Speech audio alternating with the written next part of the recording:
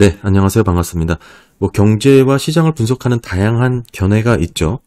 물론 경제학자들마다 입장과 견해가 다를 수밖에 없고, 그 간극이 어느 정도 있다는 것은 건강한 학문적 연구와 발전을 위해서도 필요한 부분인데, 사실은 그 간극이 점차 더 심해지고 있습니다.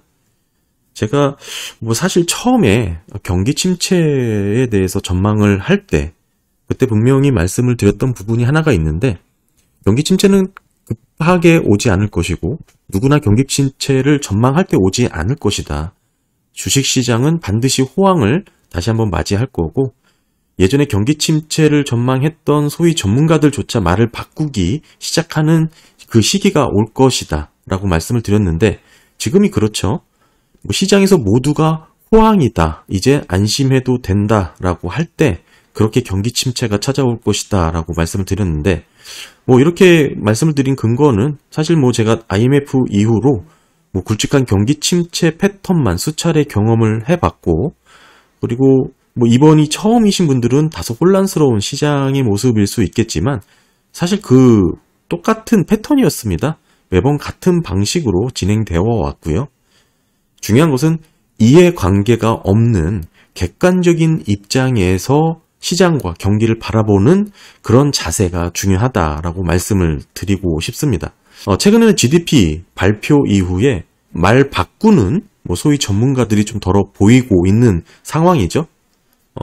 좋게 얘기하면 경기 전망에 대해서 데이터가 변했기 때문에 빠르게 수정 보완하는 것이다라고 설명을 할 수 있겠지만, 사실 요 내용을 놓고 봤을 때 쏟아지는 기사 내용과 크게 다르지 않죠.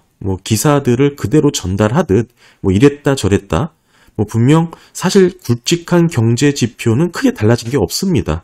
그런 점을 놓고 봤을 때 과연 그들의 전망이라는 게 기사 쏟아지는 경제 기사 수준에 그치는 게 아닌가라고 의심이 될 정도고요. 사실 이마저도 우리 학교 다닐 때 생각해보면 교수라고 해서 모두 실력이 뛰어났다라고 말하기는 좀 어렵죠.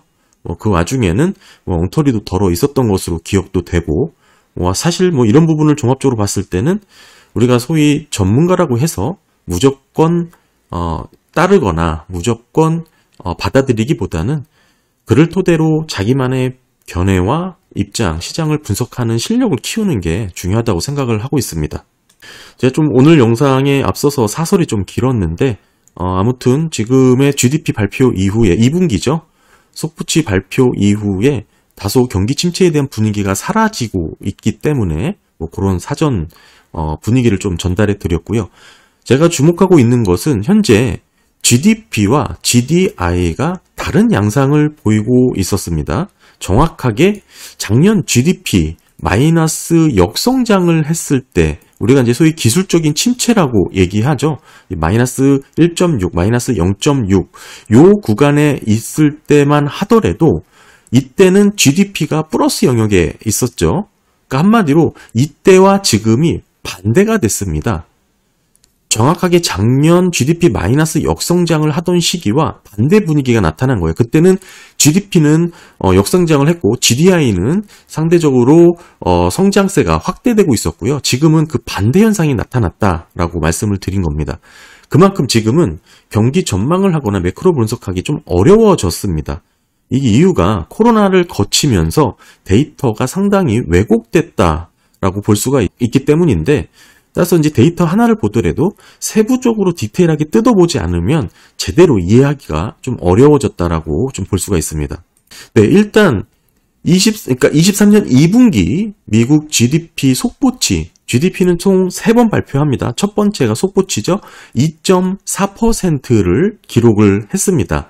그러면서 최근 애틀란타 연은의 GDP 전망이죠. GDP 나우에 따르면 현재 3분기 미국 GDP는 3.5로 이렇게 전망을 하고 있고요.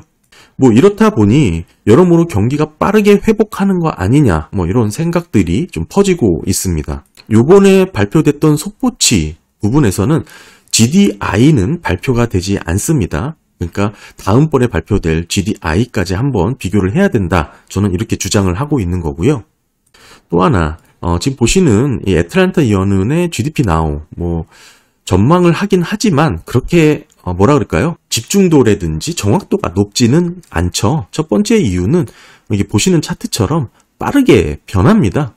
성장률 전망치가 몇 주 만에 이렇게 하향되기도 하고 빠르게 이렇게 조정되기 때문에 감안해서 이런 애틀랜타 연은의 GDP 전망치를 좀 보셔야 됩니다. 지금 3.5로 전망을 하고 있지만 이 부분 언제든지 시기에 따라서 전망치가 빠르게 하향 조정되기도 하고 급속하게 변화한다라는 점 이렇게 좀 확인을 하시는 게 좋을 것 같고요. 지금 23년 상반기 GDP가 생각보다 서프라이즈가 나오면서 경기에 대한 경제 규모에 대한 평가에 있어서 상당히 긍정적으로 해석하시는 분들이 늘었지만 저는 이 GDI 부분은 좀 다른 모습을 보이고 있다라고 말씀을 드리고 싶습니다.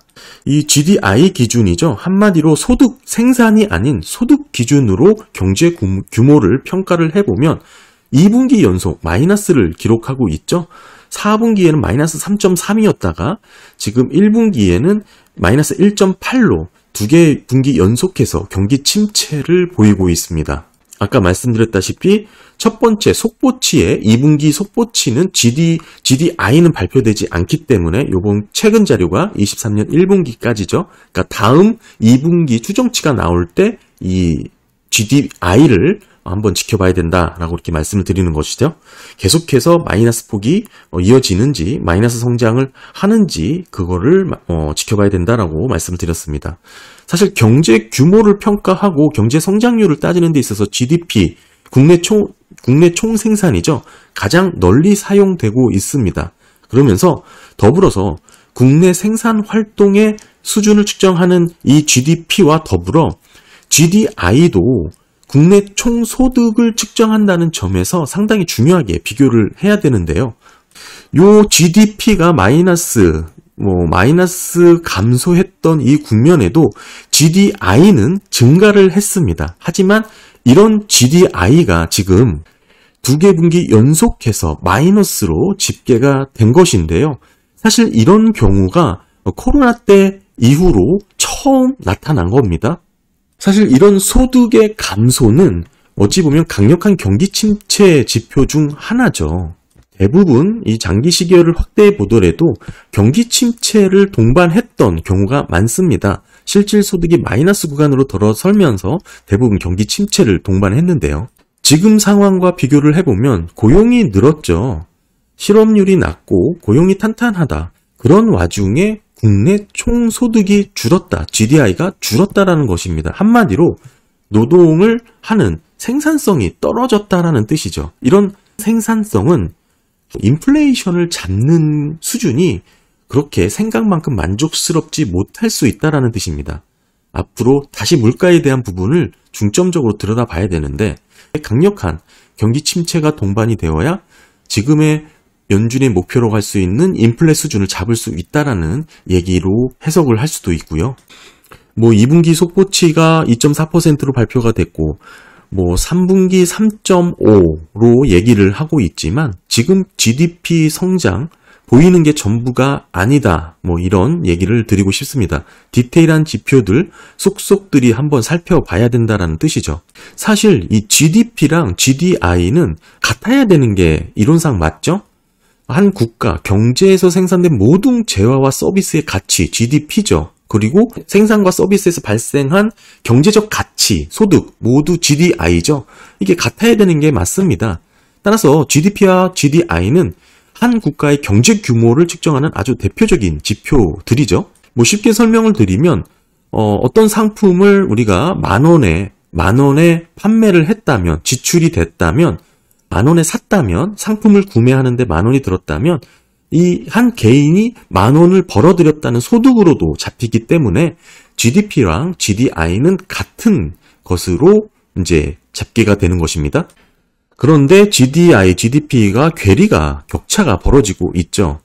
물론 GDI에 비소득 항목을 포함해서 계산을 하고 있지만 그마저도 이렇게 격차가 더 심해지고 있습니다.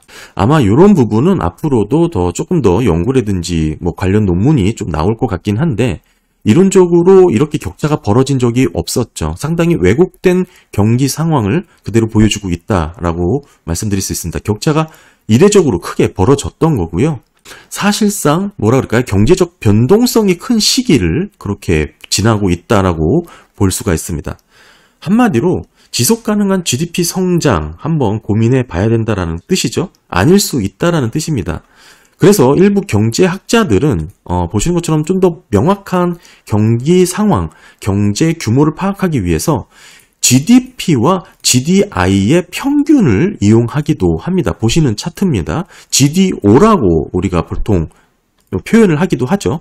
그래서 이 GDO로 그래서 이 GDP, GDI의 평균입니다. 그것으로 경제 성장을 분석하기도 하는데 일부 경제학자뿐만 아니라 우리가 경기 침체를 판단하는 전미경제연구소가 있죠. 엠버. 거기서도 이 차트 GDO를 이용하기도 합니다. 결국에는 GDP가 중요한 게 아니고 GDI도 중요하다라는 뜻입니다. 이 끝부분 보시면 이 GDO에 대한 수치가 최근 분기 중에 한 절반 이상이 다 마이너스 구간에 위치해 있죠. 그리고 지금 현재 0.1에 위치해 있습니다.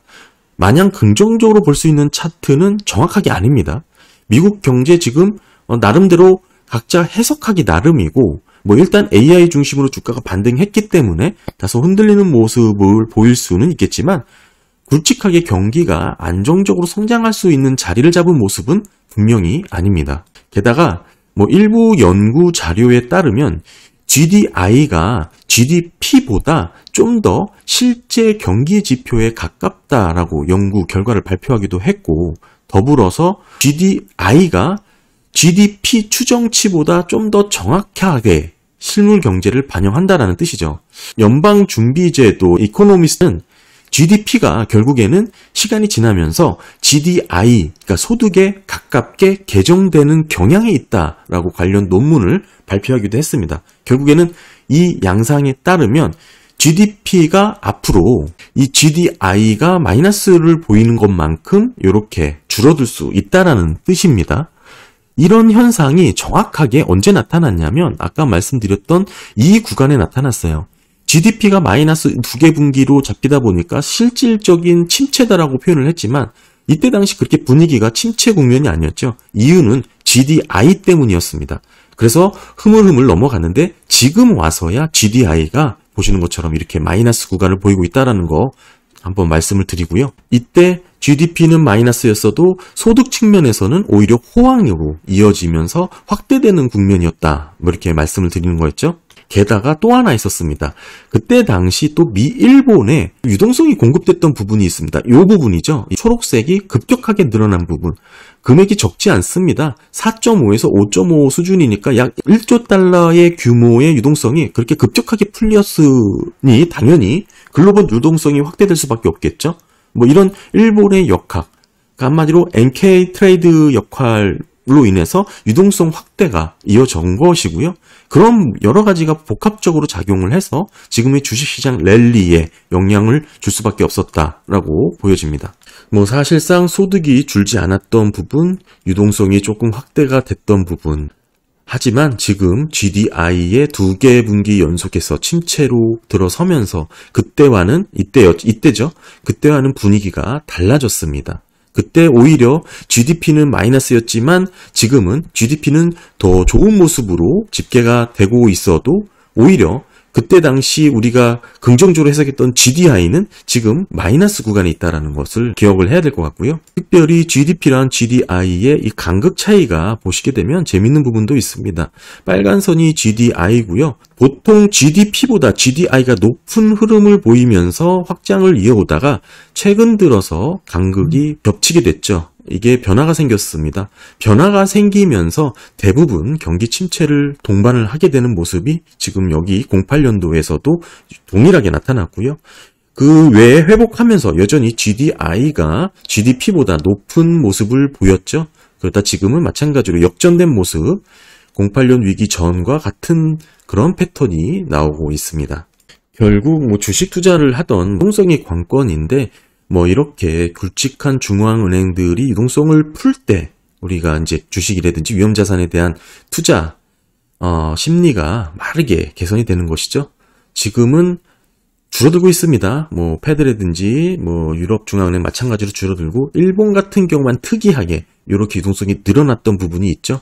이 부분이 시장이 긍정적으로 해석할 수 있을 만한 그런 포인트가 되긴 합니다만, 지금은 또 아니라는 거, 계속해서 줄어들고 있다는 거 한번 기억을 하셔야 될 것 같고요. 그래서 결론적으로 지금 GDP가 높게 나왔고 서프라이즈로 나왔고 3분기 뭐 3%를 넘어서는 것으로 전망이 되고 있지만, 이런 전망 자체는 언제든지 이렇게 쉽게 변할 수 있다 말씀을 드렸고, 최근에는 GDP보다는 GDI에 대한 영향력이라든지 관심도가 더 높아졌다 말씀드렸죠. 이 GDI는 지금 마이너스 2개 분기 역성장을 보이고 있고, 2분기 거는 지금 아직 발표가 되지 않았지만 2분기 추정치 GDP가 나올 때 GDI가 이제 발표가 될 텐데, 그 부분 중요하게 한번 들여다봐야 된다, 이렇게 말씀드릴 수 있을 것 같습니다. 네, 오늘 GDP 관련해서 GDI가 또 오히려 중요할 수 있다, 이런 부분 종합해서 경기를 따져봐야 된다, 뭐 이런 주제로 한 말씀 드렸습니다. 감사합니다.